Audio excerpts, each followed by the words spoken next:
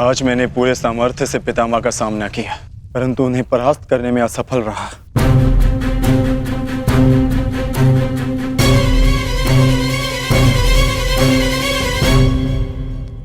हर योद्धा के उत्तर के लिए कोई ना कोई और योद्धा होता है।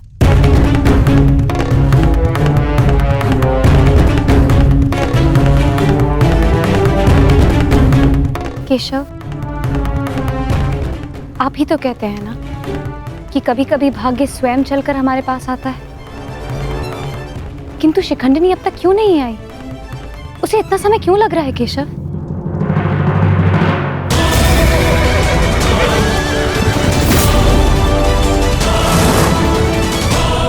हम उन्हीं की प्रतीक्षा कर रहे हैं पांचाली कि शिखंडिनी अपनी तपस्या में असफल हुई तो पितामह हमारी सेना का अंत कर देंगे और हमारे पास केवल और केवल 2 अक्षणीय सेना शेष है। अरे तो क्या करें? कुछ तो करना ही होगा, अन्यथा हम इस युद्ध में पराजित हो जाएंगे।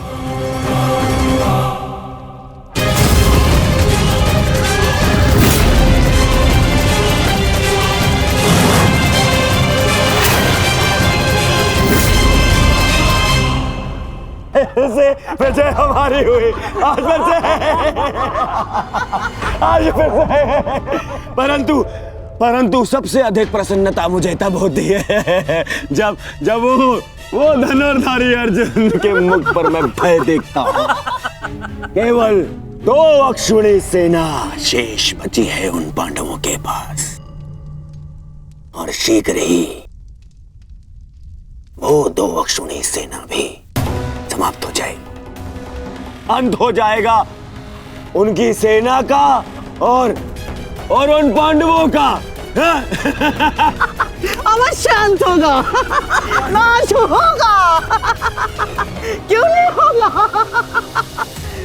परंतु खेद है अंगराज, आप इस युद्ध में लड़ नहीं पाएंगे, क्योंकि महामहिम जिस वेग से पांडवों की सेना को नष्ट कर रहे हैं, उससे तो ऐसा प्रतीत होता है कि ये युद्ध कल ही समाप्त हो जाएगा। गांधार नरेश, युद्ध अभी तक समाप्त नहीं हुआ है। मैंने आप सबसे पहले भी कहा था कि विजय से पूर्व उत्सव मनाना उचित नहीं है।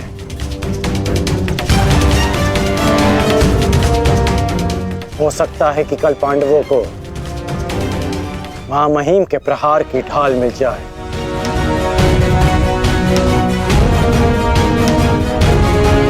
इस युद्ध में कुछ भी संभव है।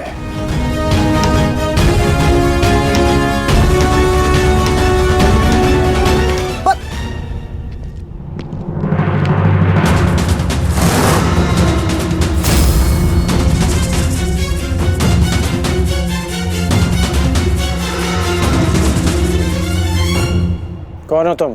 मैं इस युद्ध का अंत हूं। मैं भीष्म की मृत्यु हूं। देवी शिखंडिनी,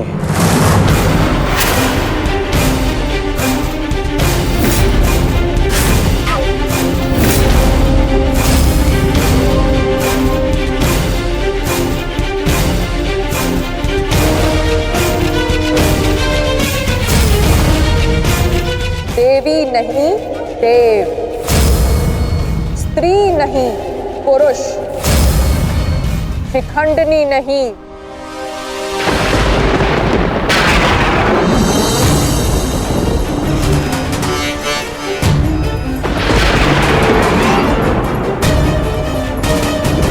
शिखंडी।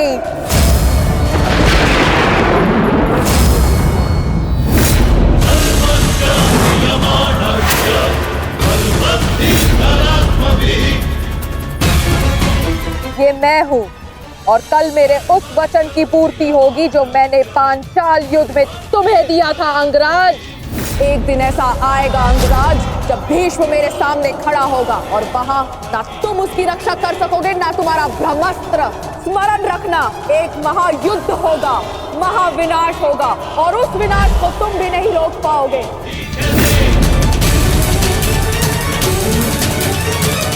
बधाई हो, कल से तुम इस युद्ध में प्रवेश करोगे।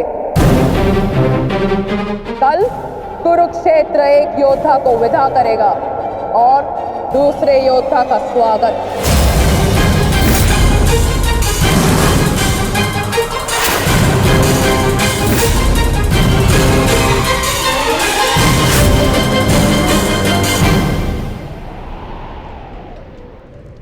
जो भी होता है केवल समय के अनुसार होता है और उचित समय आने को है। हमें केवल धैर्य रखना है जब तक उचित समय नहीं आ जाता। शिखंडिनी कुरुक्षेत्र पहुंच चुकी है।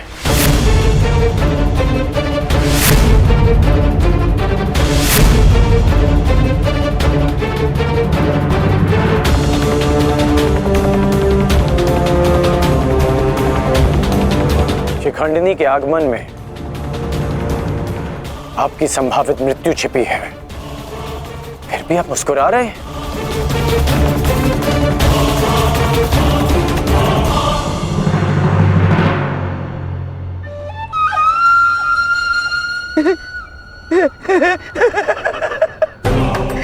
अब समझ आया महामहिम कि आप मुस्कुरा क्यों रहे हैं। युद्ध के नियमानुसार शिखंडिनी युद्ध में भाग ले ही नहीं सकती, क्योंकि वो एक स्त्री है। नहीं, वो स्त्री नहीं पुरुष है। शिखंडिनी नहीं शिखंडी है। वो स्त्री से पुरुष में परिवर्तित हो चुकी है और कल वो युद्ध में प्रस्तुत होगा और उसका एक ही उद्देश्य है, मां महिम का वध।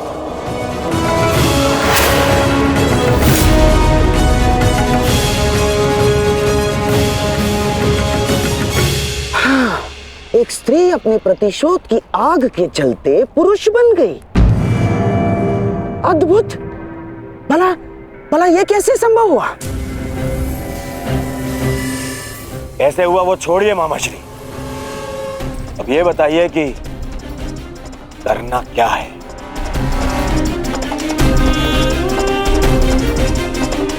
चिंता ना करो मेरे होने वाले सम्राट। तुम्हारा ये मामा इसका भी कोई ना कोई उपाय अवश्य ढूंढ लेगा।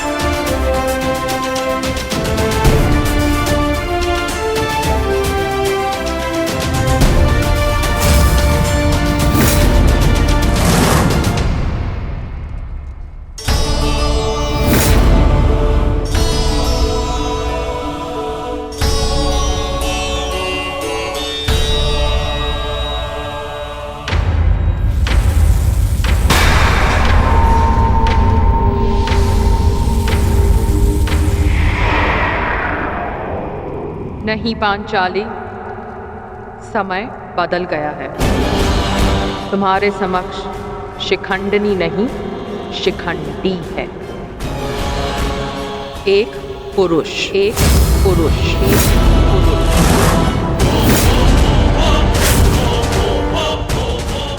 और तुम्हें पर पुरुष का स्पर्श करने की अनुमति नहीं है।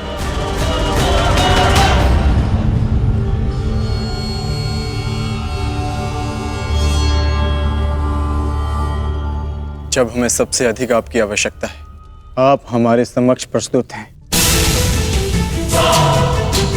इसके लिए आपका धन्यवाद। मैं यहाँ अपने आवश्यकता और अपने उद्देश्य के लिए आया हूँ। आवश्यकता मुझे आप सबकी पड़ेगी, क्योंकि भीष्म का अंत निश्चित है।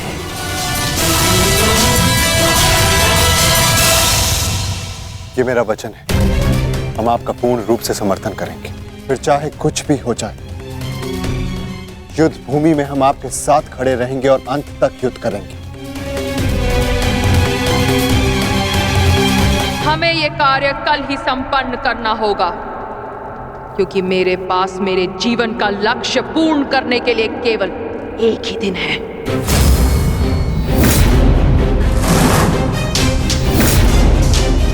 केवल एक दिन? परंतु क्यों? तुम्हारी समस्या ये है कि तुम एक स्त्री हो, जिस कारण तुम भीष्म से द्वंद्व नहीं कर सकती। मैं तुम्हें पुरुष बनने का वरदान देता हूं, ताकि तुम भीष्म को परास्त कर सको।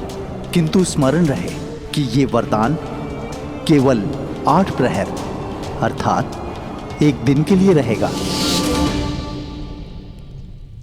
हमारे शत्रुओं को इसका भान नहीं होना चाहिए कि शिखंडिनी केवल एक दिन के लिए पुरुष है।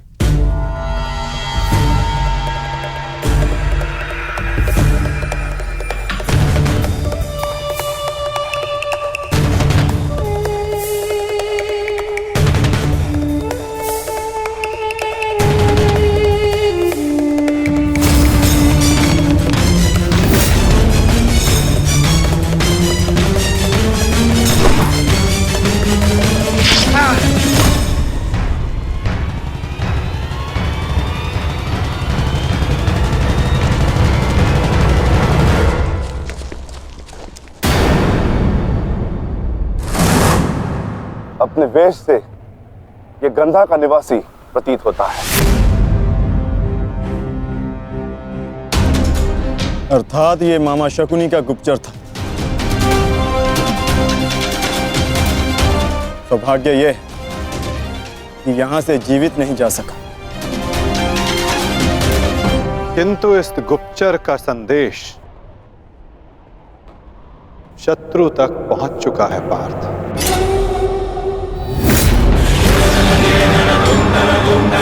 केवल 8 प्रहर, केवल 8। उसके पश्चात ना उस शिखंडी का कोई अस्तित्व रहेगा और ना ही भीष्म पितामह कोई संकट होगा।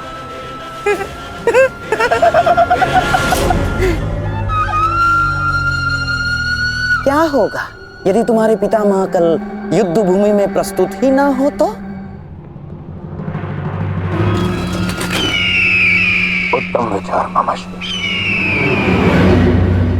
मैं एक योद्धा हूं और मृत्यु के भय से छुपूंगा नहीं। या तो वीर गति को प्राप्त हो जाऊंगा या फिर विजय प्राप्त करूंगा। 8 प्रहर तो क्या, 8 क्षण के लिए भी मैं युद्ध से विमुख नहीं रहूंगा। क्षमा कीजिएगा मामहिम, परंतु वीर होने में और मूर्ख होने में अंतर होता है। जानबूझकर मृत्यु के मुख में जाना क्या उचित है? एक महान योद्धा की भांति आप गौरव और सम्मान की मृत्यु चाहते हैं, परंतु अपनी सेना के प्रति आपके उत्तरदायित्व का क्या? आप भली भांति जानते हैं कि सेना आप पर पूरी तरह निर्भर है। फिर भी मामहिम,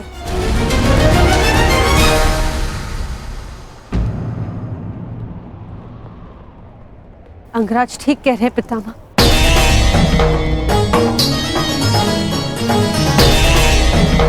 आपके और हस्तिनापुर के हित में यही श्रेष्ठ होगा। भले आप युद्ध में सम्मिलित ना हो। कुंती पुत्री, ये जानते हुए भी कि तुम हस्तिनापुर में अपने शत्रुओं से घिरी हुई हो, तुमने यहां रहने का निर्णय क्यों लिया?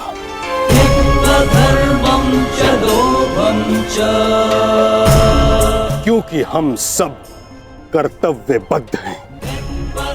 मैं भी अपने कर्तव्य का पालन कर रहा हूं। यह मेरा अंतिम निर्णय है और मुझे ऐसा करने से कोई नहीं रोक सकता।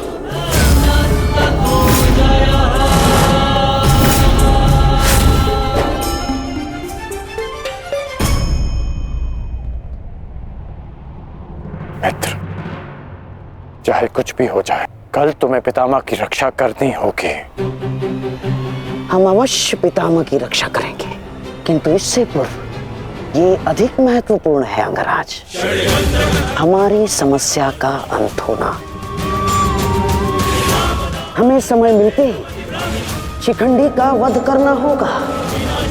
उसके पश्चात हमें इस युद्ध में विजय पाने से कोई नहीं रोक सकता।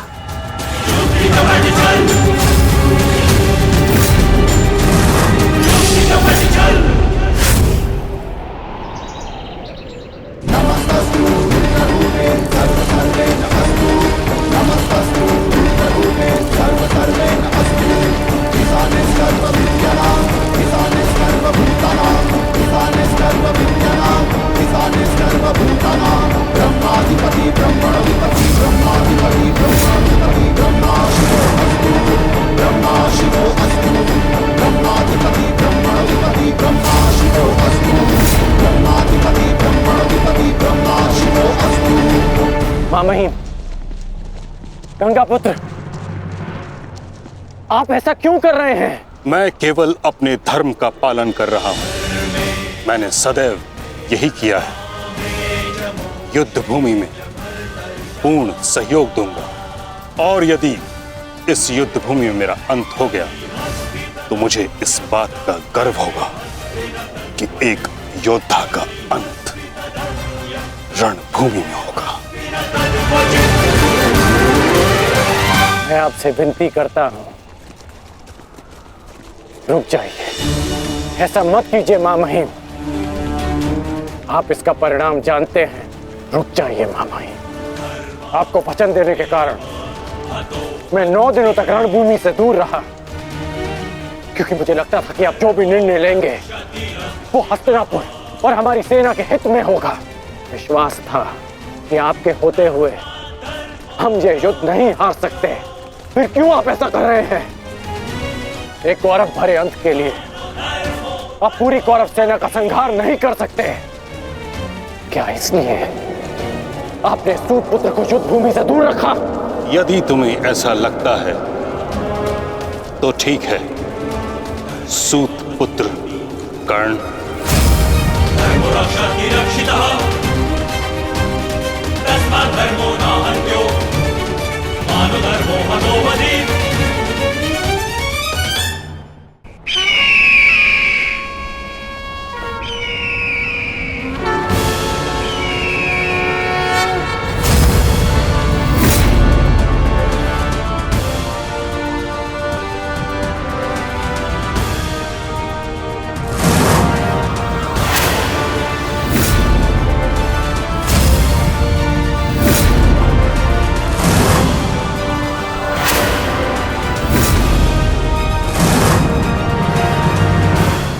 दुर्योधन, स्मरण रहे, आज हमारा केवल एक ही उद्देश्य है, महामहिम की रक्षा, और उसके लिए आवश्यक है शिखंडी का अंत।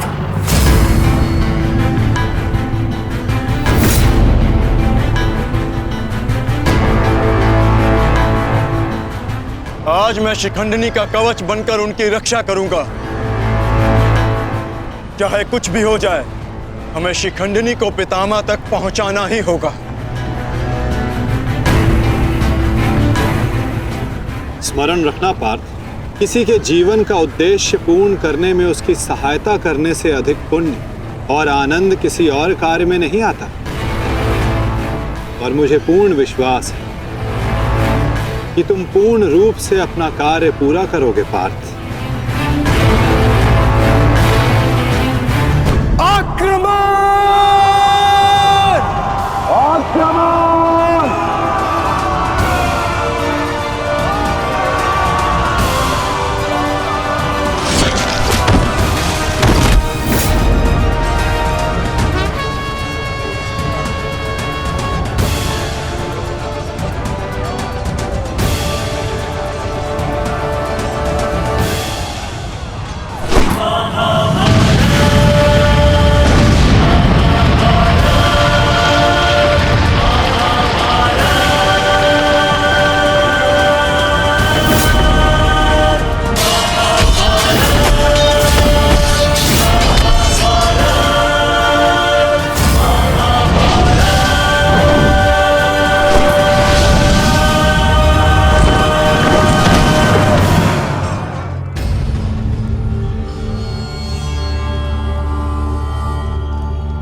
ये एक सूत पुत्र मेरी ओर से युद्ध में भाग नहीं लेगा। भले ही कर्ण अंगराज है, परंतु यह बात भी सत्य है कि इसका जन्म एक सूत के घर हुआ है।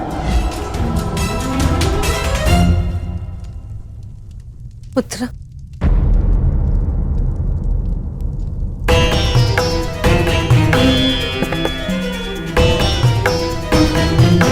तुम यहाँ अंदर क्यों बैठे हो?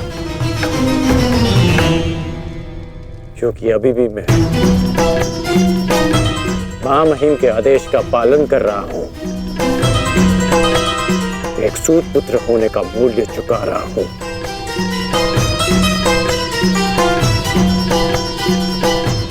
अर्थात तुम पितामह को अभी भी नहीं समझ पाए कर्णपुत्र।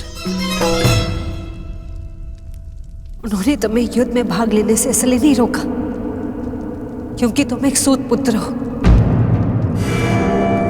इसलिए रोका क्योंकि वो जानते हैं कि तुम मेरे पुत्र हो।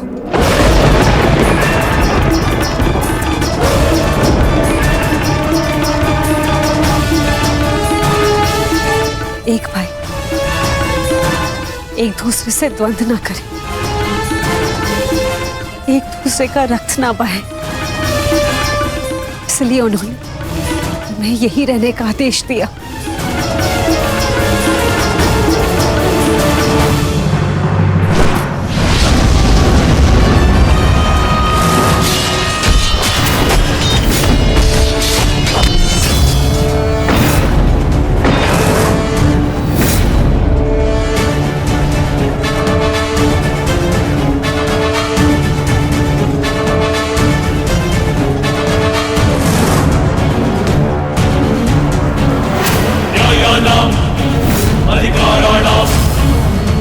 दुर्योधन, ये रहा हमारा आखेट।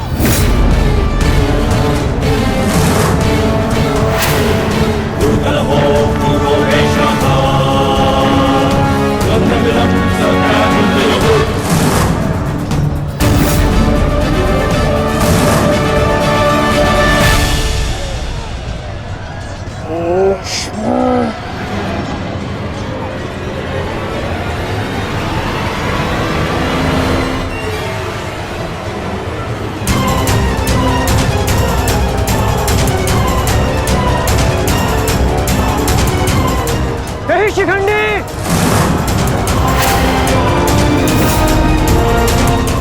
शिखंडी रुक जाओ।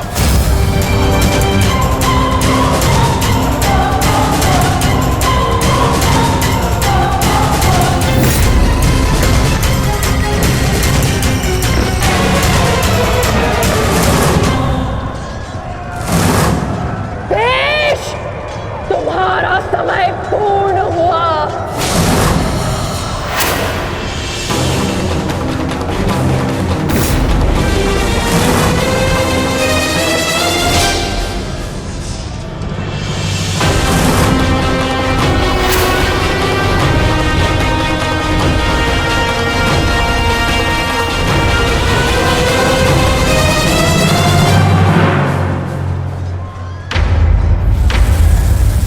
रूप बदला है, परंतु युद्ध कौशल का स्वरूप नहीं बदला तुम्हारा। अब देखना यह है कि पुरुष बनकर कुछ पौरुष बचा भी है या नहीं। पुरुष के भांति लड़ सकते हो या नहीं? माधव, हमें शीघ्र अतिशीघ्र शिखंडी तक पहुंचना होगा।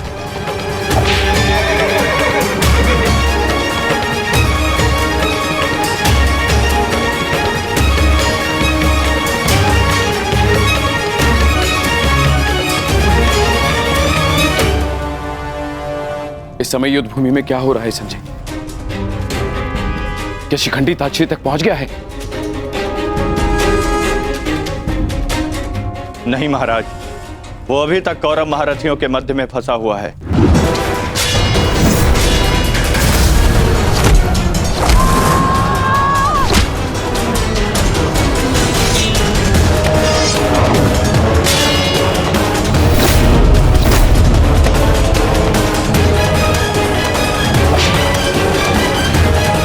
शिखंडी है कहाँ?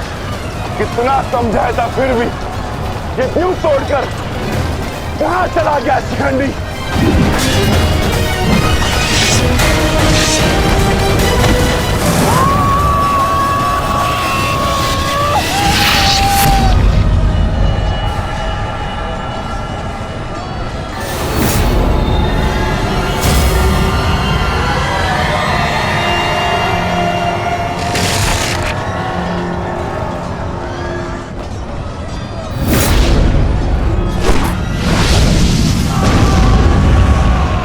हमें शीघ्र पितामह तक पहुंचना होगा।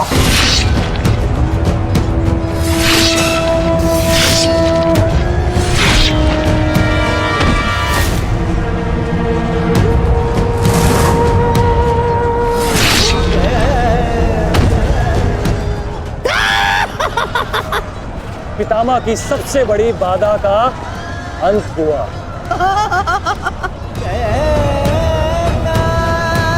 शिखंडी, अब तुम अपना उद्देश्य अगले जन्म में पूर्ण करना।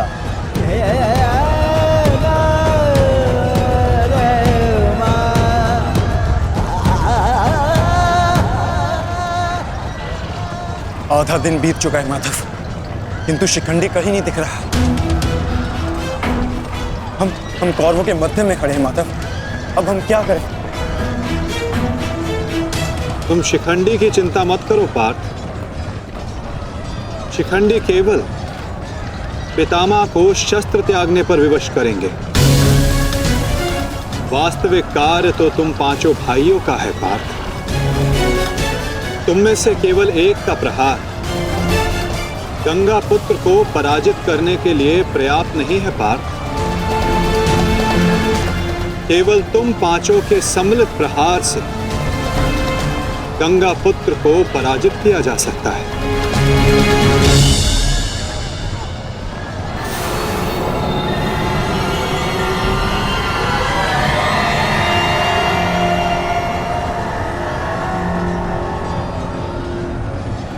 आओ पुत्रों,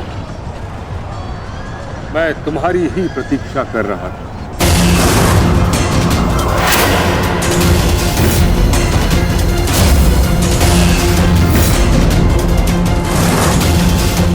मेरा सम्मान करते हो, परंतु शत्रु पर प्रहार करना तुम्हारा कर्तव्य है, ये मत भूलना। मैं तुम सबको द्वंद्व की चुनौती देता हूं।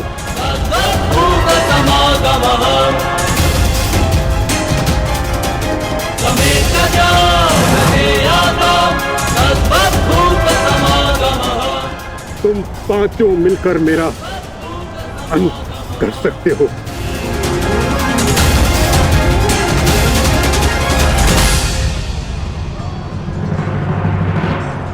उठाओ अपने शस्त्र पुत्रों और प्रहार करो।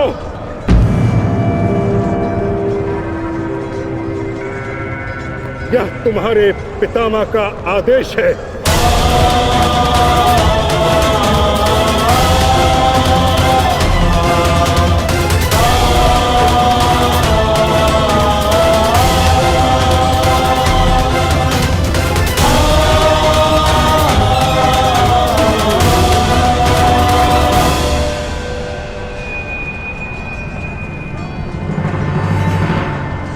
प्रहार करो, प्रहार करो।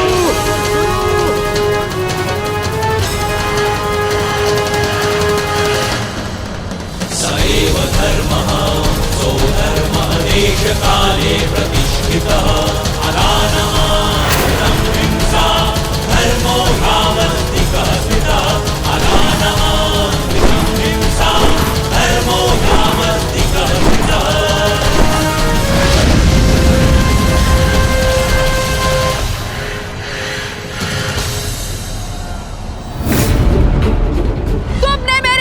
अन्याय किया है भीष्म।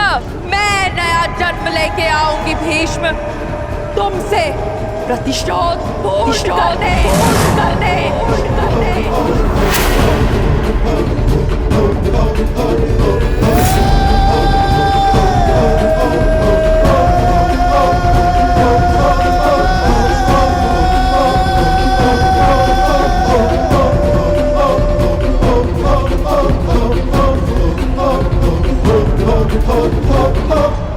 भीष्म की मृत्यु से पहले मैं खुद की मृत्यु को हावी नहीं होने दे सकता।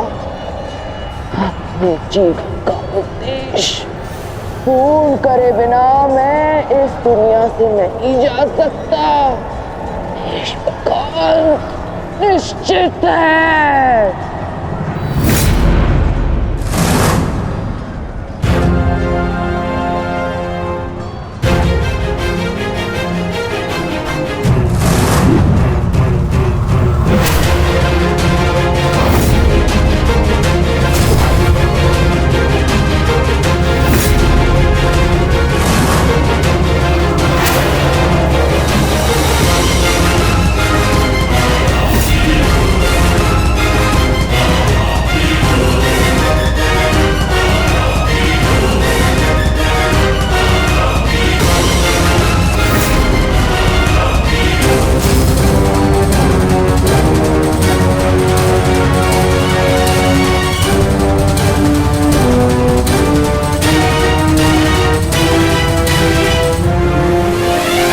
प्रहार करो पुत्रों।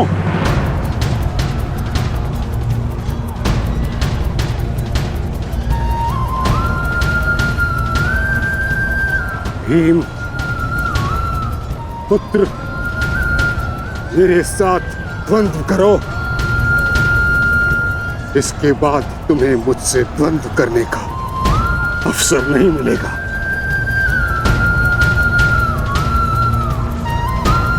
स्वयं को महायोद्धा सिद्ध करो। मैं उन पे प्रहार कैसे कर सकता हूं जिन्होंने सदैव मुझे सीख दी है? नहीं पितामह, ऐसा कदापि नहीं कर सकता। आज मैं ही तुम्हें धर्म के लिए मुझ पर प्रहार करने की अनुमति देता हूं।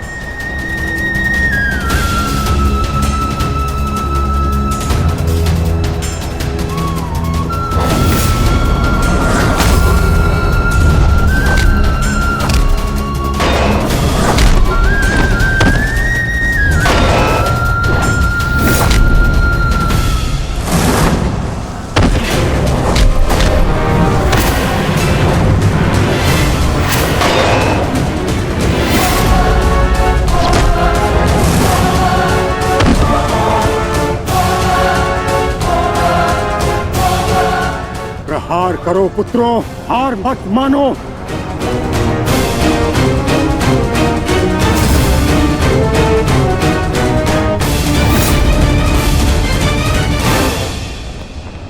पुत्र अर्जुन, अपना गांडीव उठाओ, प्रहार करो।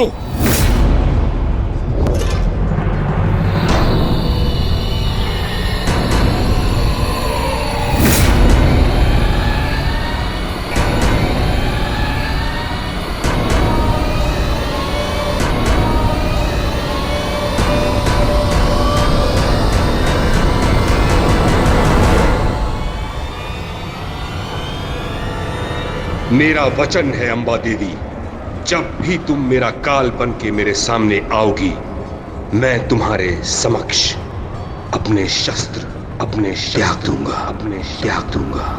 त्याग दूंगा।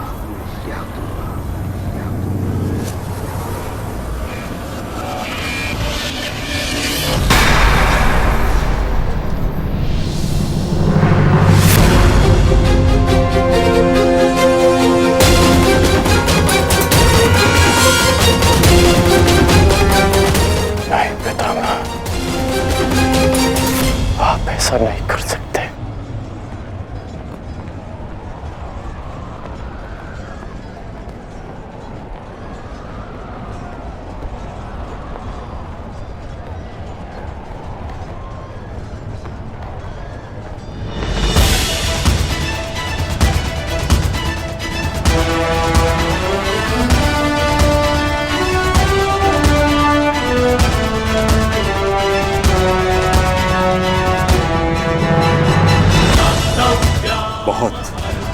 विलंब कर दिया आपने आने में, अंबा देवी। कितने वर्षों से मैं आपकी प्रतीक्षा कर रहा हूं। अब और प्रतीक्षा नहीं होती।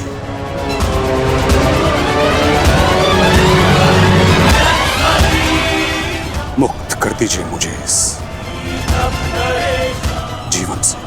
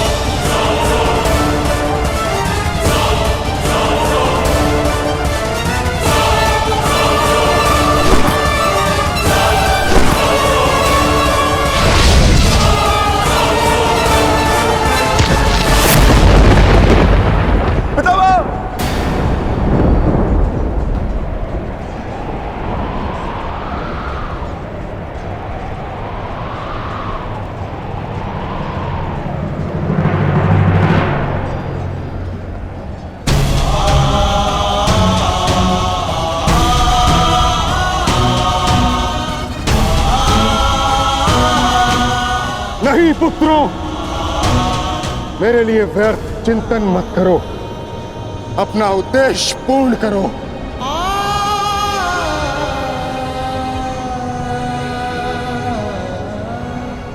कर्म करो, प्रहार करो।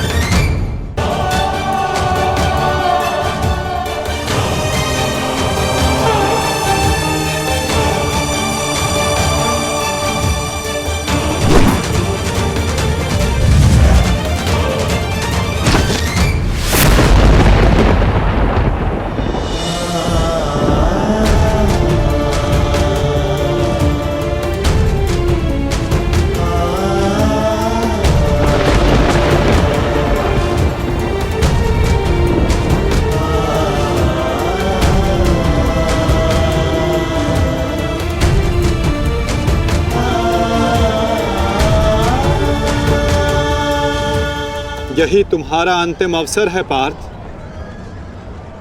पितामह को इस पीड़ा से मुक्त करो पार्थ।